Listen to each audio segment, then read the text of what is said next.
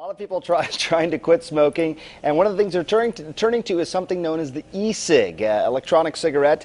Best way to demonstrate this, actually show you this. I'm not going to smoke on it, but basically what happens here is that there's a battery inside this. It has a nicotine vapor. You smoke on this, you get a little bit of the nicotine, and you get a little bit of the smoke as well. There's some pictures of it there.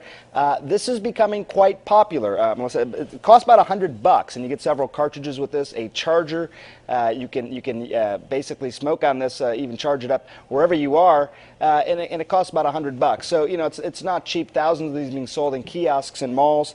A couple of concerns about this already starting to come up. First of all, one question I find sort of interesting, is this a device or is this a drug? If it's a drug, the FDA has to approve it. It's a little bit hazy when it comes to that. Also, it's never really been tested in humans. They use nicotine in patches, they use it in gums, but not inhaled before. So what exactly is going to be the impact on humans in the long term? They just don't know because they haven't tested it. But again, as I pointed out, it's already on the market, Melissa. On the market, but it has yet to achieve FDA, Food and Drug Administration approval, but it is better than puffing on a regular cigarette, right? And I think that's the argument the company is making, is like, look, this is nicotine. It does not contain a lot of the carcinogens, tar, other substances that are in cigarettes, so it's got to be safer. That's their argument. Nicotine in and of itself, again, is used in lots of things to help people stop smoking.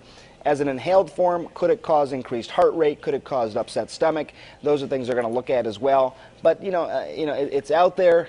Anything, I think, as you're alluding to help people stop smoking, because that's obviously the worst possible option. I know you haven't taken a puff. I've actually never smoked myself, but I know you had someone in the CNN television newsroom take a swig.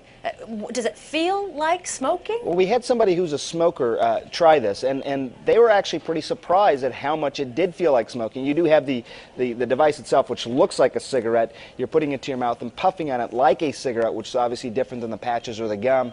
And then you do get some smoke. You do get some nicotine.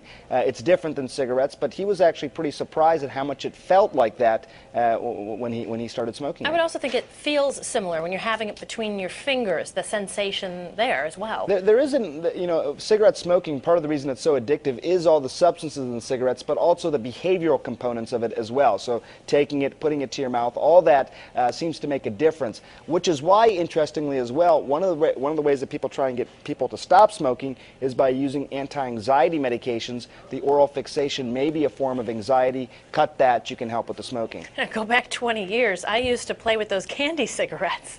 I don't even think they make those anymore, right? Well, it's funny. I think they still do, because as we've been walking around the newsroom, people have been having comments about this all day, and candy cigarettes came up by somebody else as well.